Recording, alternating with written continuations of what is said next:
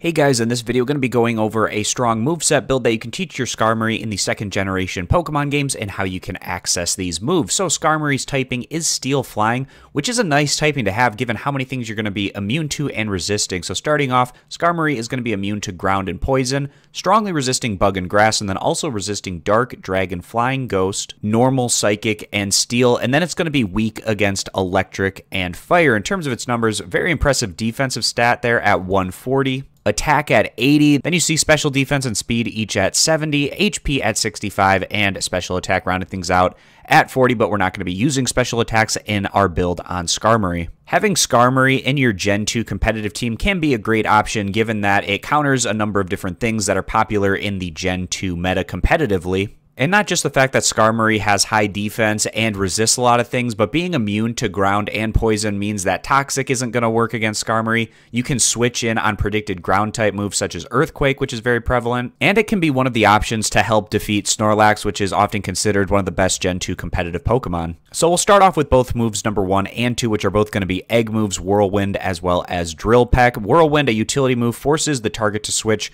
to a random ally. And of course, Whirlwind forcing out your opponent is going to reset stat increases that you might be facing in a competitive battling situation with really common moves in the Gen 2 meta, such as Curse, Belly Drum, and Swords Dance. And then additionally, Drill Peck, our same type attack bonus offensive move. It's a flying type physical, 80 power, 100 accuracy. And going over to Skarmory's Gen 2 breeding guide, we can see that we can get Drill Peck through either the Sparrow or the Doduo line. And either one of these options, we're also going to teach Whirlwind to. So then that father that knows Whirlwind as well as Drill Peck, whether it's either the Sparrow or the Doduo line, we can pass those down and eventually get it onto our Skarmory. And either that Spearow line or Doduo line would have to learn Whirlwind through TM04 in the Gen 1 games, and that TM is found over on Route 4, which is to the west of Cerulean City. And for Spearow, Drill Peck is learned at level 37, and for Doduo, Drill Peck is learned at level 33. So like I said, whether you go with the Spearow line or the Doduo line, you have to trade them over to the Gen 1 Pokemon games to teach them Whirlwind through TM04 and then level them up enough to learn Drill Peck, and then we can pass those moves down to our Skarmory.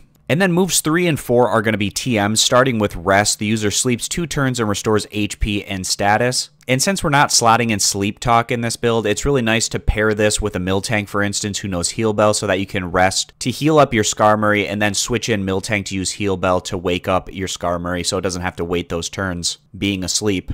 And Rest is going to be TM44. And this TM can be found over on the Ice Path. And on the Ice Path, it's going to be on the basement second floor in the bottom right-hand corner. You can pick up that TM for Rest. And then rounding things out, move number 4, Curse. You're going to sacrifice your speed to boost up both your attack as well as defense. And this is learned through TM03. And the TM for Curse is found over at the Celadon Mansion. And in the Celadon Mansion, it's going to be on the roof from the man inside after listening to his story, and this can be achieved at night in the Gen 2 games. And the item is leftovers at the end of every turn. The holder restores 1/16 of its max HP. And this can be picked up from a wild Snorlax from a trash bin in the Celadon City restaurant, or from trading wild Clefable or wild Snorlax from the first gen Pokemon games over to the Gen 2 games. So I appreciate you guys stopping by. Consider subscribing to the YouTube channel, and I'll catch you back here next time.